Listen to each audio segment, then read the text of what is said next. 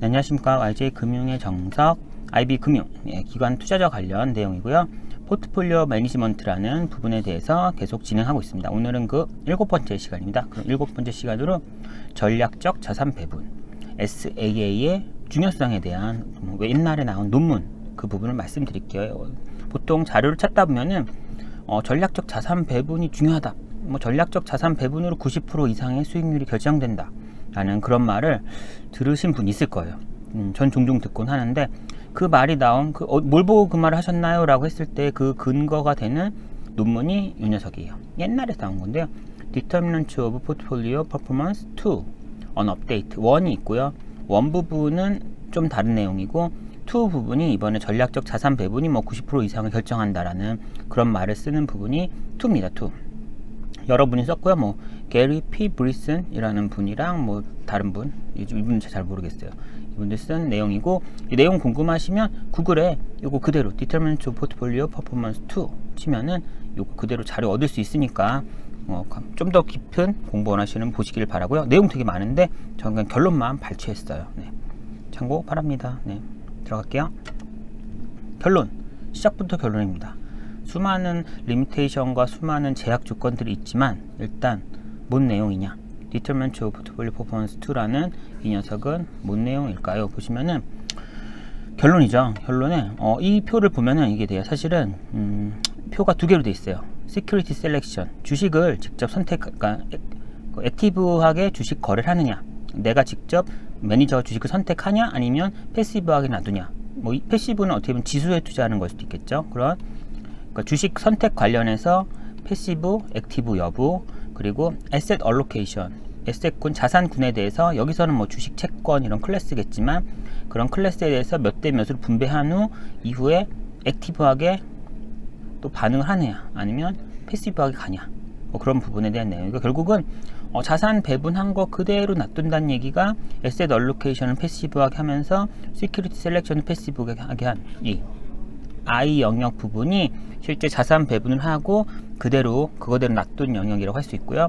그리고 요 옆으로 가는 거는 시크릿 셀렉션 액추얼이니까 어쨌거나 이 부분은 자산 배분에서 주식 선택을 조금은 더 매니저가 자신의 의지를, 판단을, 예측을 가지고 액티브하게 거래했을 경우 얻는 추가 수익이 요 차이겠죠. 그리고 이거 기준으로 위로 가는 거는 이제 에셋 얼로케이션을 6대 4로 했는데 분석을 해본 결과 5.5 대 4.5로 하는 게 낫겠다 해서 액티브하게 조금 더 변경을 해서 했던 경우에 얻는 추가 수익이고, 두 개 다를 엔드 조건을 했을 때의 실제 수득, 실제 얻는 리턴, 액추얼이니까요. 그런 부분을 말한 거고요. 보시면은 차이가 이거죠. 결국은 액티브 에셋 얼로케이션이 결과적으로 이런데 에셋 얼로케이션을 액티브하게 했어요. 이거 에셋 얼로케이션 패시브 했다가 액티브하게 올라갔더니 오히려 수익률이 내려가 버렸어요. 이게 지금 80 몇 개, 여기 써있네요. 82개의 펜션 플랜, 이게 연금 같은 그러니까 저희 국민연금 같은 그런 연금들, 대기업 대형 미국에 있는 연금들의 82개에 대한 해당 연도의 그런 트랙 레코더, 액추얼 결과를 가지고 분석을 한 건데요. 그걸 보니까 에셋 얼로케이션 액티브하게 했더니 그냥 패시브하게 놔둔 것 대비 오히려 수익률이 감소했다는 내용이 나오고, 시큐리티 셀렉션 해봤어요. 이거에서 강제적으로 조금 더 주식에 대해서 액티브하게 거래를 했더니 0.26%, 26bp가 상승했다.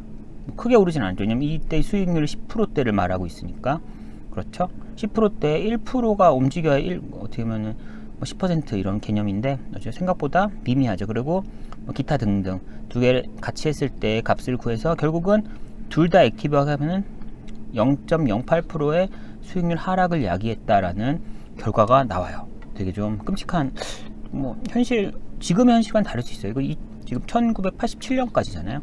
그리고 뒤에 리미테이션 나오지만 상황이 다른데 어쨌거나 이 논문에서는 이런 결과를 도출해냈어요. 그래서 보시면은 The overall effect of active management by plan sponsor, 이거 플랜이란 단어를 보통 그냥 저희가 생각하는 연기금 이런 개념으로 생각하면 돼요. 어쨌거나 그런 플랜 연기금 매니저겠죠. 매니지먼트 회사. 플랜 스폰서는 해당 연기금 운영하는 회사, 인베스트 매니저는 매니저, 투자 매니저들이 그 역할, 액티브한 역할은 negligible, 전 이 단어 모르는 단어에서 찾아봤죠. 예, 무시해도 될 정도의 뭐 미미하다. 결국은 이런 그 스폰서에 의한 액티브 에셋 얼로케이션을 좌지우지하는 그런 연기금의 해당 운용사나 아니면 뭐 시큐리티 셀렉션을 하는 직접 투자 운용사, 자산 운용사, 그러니까 사람, 매니저의 그런 액티브 매니지먼트 행위가 이펙트가 거의 없다는 게 결론이고요. 그래서 뭐 disconfirm find of earlier study가 아까 이 어쩌고저쩌고 퍼포먼스 1에 대한 내용이에요. 1에 대한 내용도 한번 궁금하시면 보시고요. 일단 저는 자산 배분, 에셋 얼로케이션을 얘기하다 보니까 2만 할 예정이에요. 그래서 추가적인 내용은 피겨 2, 이가 지금 저희가 보는 피겨 2죠. 테이블 3는 다음 페이지 있고요. 이게 보는 게 결국은 average portfolio underperformed is policy benchmark. 벤치마크라고 하면 처음에 그냥 제시된 뭐 새로운 벤치마크가 아니라 여기선 그냥 그 자산운용을 패시브화 했을 경우 패시브 자산운용으로 에셋 얼로케이션 추가로 안 하고 시큐리티 셀렉션도 패시브하게 뭐 ETF 지수로 투자했을 때 처음에 그거 대비 뭔가 추가적인 행위를 한 것들은 언더퍼폼 오히려 수익률이 떨어졌다. by 8 basis point 8bp 수준 0.08%를 8bp라고 하죠. 100bp가 1%니까요. 그래서 8 베이시스 포인트만큼 오히려 하락했다는 약간 되게 충격적인 결과를 나왔고요. 그러면서 while active asset allocation contribute net underperform, 일단 active asset allocation 이 부분에 대해서 패시브에서 1로 올라간 거 요거를 말하는 거죠. 이거는 오히려 underperformed 26bp 하락했다. 1에서 2로 가는 부분을 말하는 거죠. 26bp 하락했고 and security selection 주식을 액티브하게 선택하니까 그거는 26bp 게인 이쪽에서 1로 간 거죠. 이게 1에서 3로 간 거는 26bp를 더 얻긴 했다. 이 부분을 말하는 거죠. 했어. 근데 어쨌거나 둘 다 statistically different from zero. 0과 다름이 뭐 없다. 결국은 0이나 마찬가지로 큰 의미가 없다는 얘기를 한 거예요. 결국은 유의하게 엄청난 뭔가 오버 퍼포먼스를 보인 것도 아니고 언더 퍼포먼스 보이는 것도 하나마나 좀 미미하다는 통계적으로 그런 말을 한 거고요. 보시면 아까 테이블 3에 대한 내용도 나왔어요. 테이블 3는 이제 표로 나온 거예요. 아까 1사분면이 얘였고 액티브 에셋 얼로케이션이 이 표에서 이쪽이었죠. 그리고 여기가 이거는 시큐리티 셀렉션 아니죠. 이게 지금 액티브 에셋 얼로케이션, 이게 시큐리티 셀렉션, 이게 믹스된 거 뭐 그런 녀석들 지금 수익률을 보인 거죠. 결국은 이게 몽창 패시브하게 했다가 몽창 액티브하게 했을 경우 오히려 8bp, 8 베이시스 포인트 하락했다. 언더퍼폼 했다는 똑같은 표고요. 여기서 볼 수 있는 건 에버리지 리스크 부분이죠. 리스크 대비 리턴을 추구하는 거잖아요. 그랬더니 모든 행위가 리스크의 증가를 야기했어요. 액티브하게, 시큐리티만 액티브하게 하던, 에셋 얼로케이션 액티브하게 하던, 둘 다 액티브하게 해버리던 리스크의 증가는 유발했지만 수익률의 증가는 미미했다. 사실상 제로다. 근데 리스크는 제로가 아니고 명시적으로 올랐다. 이런 게 그런 내용이죠. 그래서 좀 액티브한 거를 어떻게 보면 하면 안 되겠다라는 그런 내용이고요. 근데 그거를 지금 전 2021년에 있으니까 그걸 그대로 그렇게 해석하면 안 되겠죠. 근데 일단은 이 당시엔 이런 결론을 내린 거예요. 그래서 액티브 매니지먼트는 어떠한 임팩트가 없대요. 리턴에 대해서 but increase 리스크는 또 올렸대요. 더 안 좋은 거죠. 슬프죠. 리턴에 대해서는 유의미한 결과가 없는데 리스크에 대해서는 유의미하게 올렸다. 유의미하게 올린 거죠. 올라갔다. 내용이고요. 어쩌거나 안 좋다는 거죠. 그래서 마지막 보면은 액티브 에셋 얼로케이션 이렇게 해봐.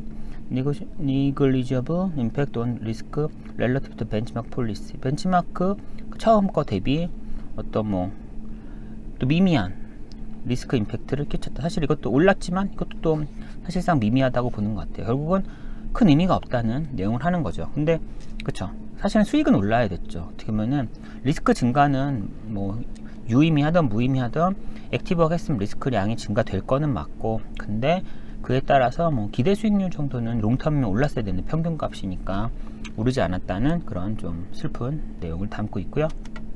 그래서 이것도 결론은 진짜 결론인 것 같아요. 보시면은 이게 그거예요. 결국은 시큐리티 셀렉션, 그러니까 지금 액추얼, 액티브하게 주식 선택을 하고 에셋 얼로케이션을 액티브하게 한 거랑 처음에 패시브하게 둘 다 패시브했던 거. 결국은 이 내용이 지금 percentage of variation explained 설명한 같은 variation이 변동성이어서 리스크라고 해석할 수도 있지만 여기서는 그냥 이 수익률 목표 수익률을 변동폭까지 포괄한 좀 전체 개념을 보면 될 것 같아요. 수익률에 대한 말이라고 보는 게 맞을 것 같고, 그러면 수익률을 설명할 수 있는 퍼센트, 이 수익률 얘 아까 10점 몇 퍼센트, 뭐 13%였나요? 얼마의 이 포트폴리오의 총 전체 수익률의 설명력을 얼마나 가지고 있냐. 결론은 이 일사분면 패시브한 게 91.5%를 결정한다. 설명력을 가지고 있다는 얘기고요. 3번이 96.1이지만 이 둘의 차이만큼은 실제 패시브에서 결정하는 거잖아요. 그러면은 증분만큼이 사실은 시크릿 셀렉션의 그 액추얼, 액티브하게 하냐 패시브하게 하냐의 차이일 거고, 이쪽도 에셋 얼로케이션의 증분만큼이 에셋 얼로케이션의 효과일 거예요. 그럼 결국 설명력은 단순히 패시브하게 에셋 얼로케이션 그대로 하면서 주식 선택도 막 액티브하게 하지 않고 패시브하게 주식 투자를 했을 경우에 이 포트폴리오 전체 수익의 91.5%의 설명을 가진다. 의미를 얘가 내포하고 있다는 내용인 거죠. 네. 그런 거죠. 보시면 그래서 figure GSO's on average policy return account for 91.5% of variation of actual return. 실제 리턴의 variation은 아까 리스크라고 해석하지 말자고 했고요. 그냥 수익률의 설명력을 말하고 싶어요. 그래서 actual return. 결국은 실현 수익률의 91.5%는 최초 asset allocation의 한 상태 설명하고 추가적으로 뭐 액티브하게 에셋 얼로케이션 하고 시큐리티 셀렉션 하는 그런 것들이 남은 8.5%의 설명력을 가지고 있다. 그러니까 이걸 결국 이 얘기를 계속 하는 거 사람들이. 해서 자산 배분이 전체 수익의 90% 이상을 차지한다. 어떤 사람 95%다. 90% 이상이다. 90%다 막 말하죠. 왜냐면 이 보고서를 보진 않고 그냥 듣다 보니까. 근데 여기서 내용은 91.5인데 뭐 이게 중요하진 않겠죠. 그냥 90 넘나 보다. 꽤 중요하다라는 내용을 말하고 싶은 거예요. 그래서 결론은 그죠. 꽤 중요하다. 그리고 남은 시큐리티 셀렉션이나 에셋 얼로케이션은 그렇게 막 그 정도 중요하진 않다는 거고요. 대신 이제 이게 현재 마음대로 적용하기 좀 그래요. 그래서 다음 페이지에도 간략하게 리미테이션 썼지만 이 녀석은 지금 이래요. 자산이 죄송합니다. 펜션이 보통 주식이 예를 들어서 주식 포트폴리오를 40%, 뭐 채권을 한 50%, 기타 등등 대체 투자 같은 걸 10% 갖고 있다 치면은 이 보고서의 기본 전제는 others, 이 부분은 고려하지 않는다예요. 그래서 대체 투자의 이펙트를 뺐어요.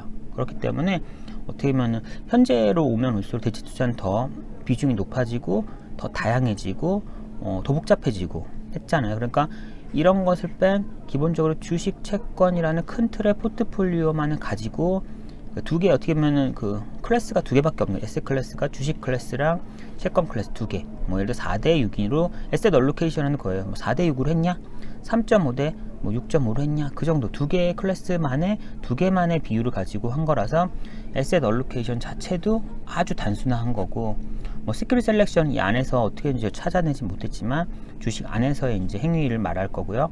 저는 에셋 얼로케이션 단위도 단순히 큰 두 덩어리 정도의 비율이었다. 사실 현재로 보면은 국내 주식, 국내 해외로 나누는 경우는 많죠. 그 국민연금 쪽 보니까 그래서 뭐 국내 주식 채권 다 나누죠. 주식 채권, 뭐 대체 투자, 뭐 그런 대체 투자도 여러 부분 나누고 국내 해외로 막 분리하더라고요. 그래서 기본적으로는 단순히 주식 채권 두 개 클래스는 아닐 거예요. 훨씬 많은 클래스인데 지극히 단순화해서 한 거기 때문에 이 말을 91점 되게 SAA가 중요하다라고 말은 하지만 제약 조건이 되게 많다는 건 그래도 머리에 생각하시면서 이 내용을 쓰시면 될 것 같아요. 그래서 리미테이션 돌아오면은 결국은 쭈르륵 내려가면은 아까 읽어봤어요. 제가 다행히 퍼스트 부분이 대체 투자 내용이고 세컨드가 엄청 긴데 근데 세컨드는 미미해요 라는 내용이었어요. 자산 배분에 대해서 6대 4니 뭐 실제 비율이 좀 다르니 이런 내용이었던 것 같고, 파이널리는 다른 내용이었던 것 같은데 일단 여기서는 제가 지금 아까 아침에 읽고서 엄청난 내용은 없구나, 그냥 말로 해야겠다라고 생각하고서 아까 바로 앞에서 지금 대체 투자 얘기했었죠. 그리고 에셋 클래스 단순화했다라는 두 가지가 현재에선 좀 다른 내용인 것 같아요. 그래서 퍼스트가 대체 투자, other asset 카테고리를 unknown이어서 뺐대요. 그래서 지금도 그러니까 저희가 그래서 이걸 말할 때 현재는 훨씬 많은 클래스에 대체 투자도 대체 투자라고 뭉탱이 칠 수 없는 그 안에 정말 그러니까 전통적 투자의 대체적인 투자인데 그 외의 모든 녀석이잖아요. 여집합이기 때문에 여집합이란 집합이긴 하지만 그 여집합들이 성격이 똑같지는 않겠죠, 당연히. 그쵸. 뭔가 주식, 채권, 그러니까 이 전체 에셋이 이거라면은 이게 올 에셋이면 주식과 채권이 있는데 나머지 모든 거 여집합을 그냥 대체 투자, 대안 투자라고 정해버리면 이 안에 애들은 얼마나 성격이 다양하게 성격을 묵은 게 아니잖아요. 성격을 아는 놈의 바깥쪽 애들을 대체 투자라고 했다 보니 대체 투자라는 단어가 동일 성격을 가진 애들이 아닌 거예요. 그래서 이 녀석들이 뭐 비중이 대신 뭐 40% 50%는 아니겠지만 워낙 다양하고 통계적인 자료도 없고 주식은 상장돼 있으면 주식 시장에서 가격 흔들림이 있을 거고 채권은 거래되는 채권 등급물의 경우는 거래 시장이 있고 그에 따른 가격 금리 이런 게 있잖아요. 근데 대체 투자는 없어요. 시가 평가할 수 있는 뭐가 없고 내용도 없고 퍼포먼스 평가도 안 되고 그래서 사실은 이것 때문에 지금 이런 이론적인 전략적 자산 배분이라는 게 엄청 중요하다는 거를 어딘가에 들어서 알고 있지만 실제 현실에서 이론적으로 클래스를 나누고 상관계수를 구하고 그러면서 최적 에셋 얼로케이션을 가져간다는 게 현실적으로는 되게 어려워요. 하고는 있지만 어려워요. 그래서 아마 국민연금에서도 계속 국민연금연구원에서 보고서를 내는데 그래도 계속 업그레이드 되고 있고 그러긴 한데 현실적으로는 어렵지만 그 정도라도 하는 게 대단한 것 같아요. 사실은 국민연금연구원 거 읽어보면서 와 되게 노력 많이 한다. 이거를 이론을 현실로 제 생각엔 거의 불가능하다 생각했는데 불가능하기 직전까지 어떻게라도 이론을 만들려고 노력하거든요. 그래서 이런 에세이 관련 내용은 결론적으로는 국민연금연구원 자료를 조금 더 많이 보시면은 좋을 것 같아요. 예, 저도 많이 출력해놨는데 곧 시간 되면 설명하려고 지금 출력해놓고 아직 읽지 않은 게 꽤 돼요. 너무 두껍더라고요. 근데 궁금하시면 일단 그쪽 자료가 얻기 힘든 자료지만 그걸 다 공유해놔서 되게 좋은 꿀같은 자료니까요. 참고 바라시고요. 네, 오늘은 일단 여기까지입니다. 그래서 오늘의 결론은 무엇이냐?